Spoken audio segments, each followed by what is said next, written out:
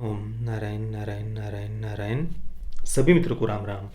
दोस्तों, परसों 11 फरवरी को स्वर्गीय पुनीत राजकुमार जी की आखिरी फिल्म जेम्स के ऑफिशियल टीजर को पीआर के ऑडियो इस यूट्यूब चैनल पर रिलीज किया गया। ये फिल्म इसकी मूल भाषा कन्नड़ा के ही साथ में तेलुगु, तमिल एवं हिंदी इन 3 अन्य भाषाओं में 17 मार्च को पूरे देश में ये फिल्म रिलीज होने वाली है। दोस्तों, पिछले कुछ समय में कन्नड़ा फिल्म इंडस्ट्री से कुछ बहुत बड़ी बड़ी फिल्म्स सामने आई है और अभी कन्नड़ा फिल्म इंडस्ट्री देश की सबसे बड़ी फिल्म इंडस्ट्रीज में से एक बन गई है, ऐसा हम कह सकते हैं।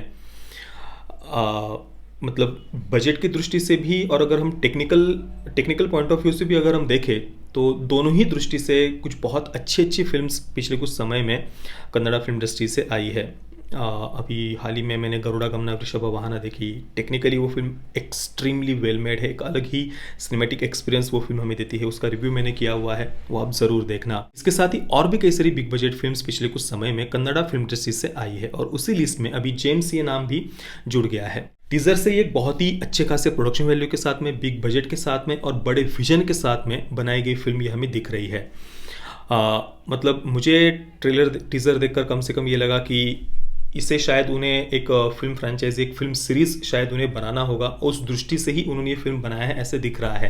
क्योंकि यहाँ पर देखिए, एक तरफ डार्क मार्केट, वर्ल्ड माफिया इनका उल्लेख आता है और दूसरी तरफ स्वर्गीय पुनीत राजकुमार जी ने जे विंग नाम की एक सिक्योरिटी एजेंसी के सबसे पावरफुल सोल्जर का कैरेक्टर उन्होंने प्ले किया है। अब ये जो जे विंग जो सिक्योरिटी एजेंसी है, एक छोटा सा बस 1 मिनट और 20 सेकंड का ही ये टीजर है, पर उसमें ही इस जे विंग जो ये सिक्योरिटी एजेंसी, उसके बारे में काफ़ी सारी बातें हमें पता चलती है। इसके जो सोल्जर्स है उन मतलब वो किस प्रकार से काम करते हैं, कोई टास्क अगर किसी को असाइन किया जाना होता है तो किस प्रकार से उसका नाम अनाउंस किया जाता है। जैसे कि पुनीत राजकुमार जी के पात्र का नाम यहाँ पर संतोष है, तो उनके नाम को अनाउंस किया जा रहा है कि ये आपको अभी टास्क दिया जा रहा है। उनका ऑफिस किस प्रकार से है, वहाँ पर जो उनके हथियार होते हैं, अलग अलग प्रकार की गन्स, और वो जो पूरी जो ऑफिस में वो जो कुछ जो जो केसेस उनके पास में आए हुए होंगे उससे जुड़ी हुई जो जानकारी है, उन्होंने पूरे वो शीट्स वगैरह दीवार पर लगाए हुए हैं।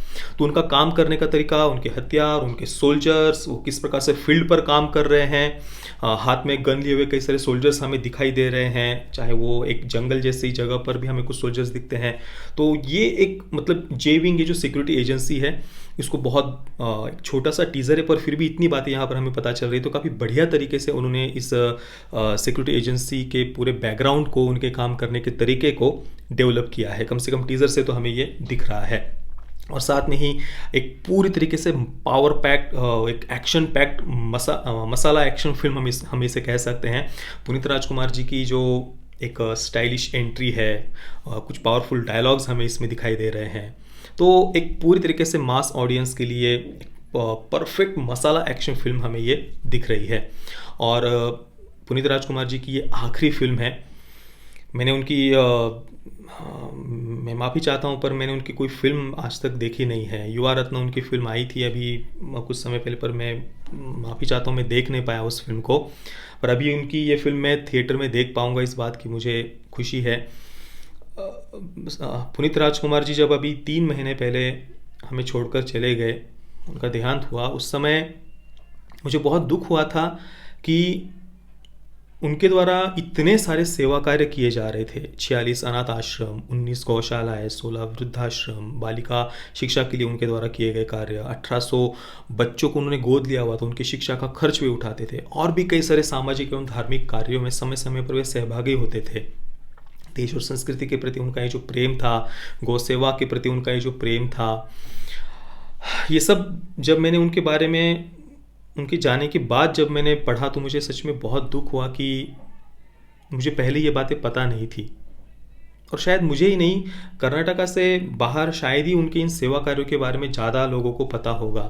क्योंकि जो नेशनल मीडिया है वो मतलब मैंने तो सुना नहीं कभी नेशनल मीडिया ने इन सब बातों को सामने लाया हो देश के सामने। हाँ, वो कुछ ऐसे तथाकथित सेलिब्रिटीज़ हैं हमारे देश के जो कुछ ऐसे इधर उधर कुछ एनजीओज़ वगैरह खोल देते हैं। अब उनके द्वारा क्या होता है उन एनजीओज़ में वे ही जाने हैं। पर अगर हाँ, कुछ ऐसे इधर उधर एनजीओज़ खोल देते हैं या फिर ट्विटर पर इधर उधर थोड़े से जो कुछ ट्वीट्स वगैरह कर देते हैं, उनको हमारी नेशनल मीडिया बहुत ज़्यादा उनके थोड़े इस छोटे से इधर उधर के कुछ एनजीओज और ट्वीट्स वगैरह को लेकर उनको पूरी तरीके से एक प्रकार से मसीहा साबित करने का वो प्रयास कर देते हैं।